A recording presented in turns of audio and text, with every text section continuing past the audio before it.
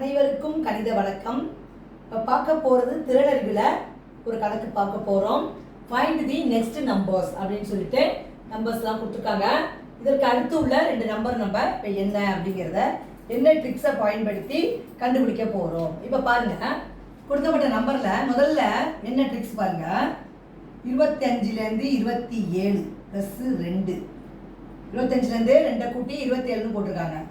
அப்புறம் 27லேருந்து இது 2 கூட்டி 29ன்னு போட்டிருக்காங்க. அந்த வரிசையில் 29ஓட 2 கூட்டினோம்னா என்ன வரும்? 31.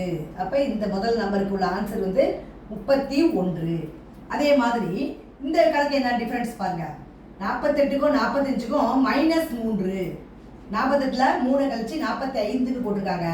அதே மாதிரி 45லேருந்து -3 கழிச்சு 42ன்னு வந்திருக்கு.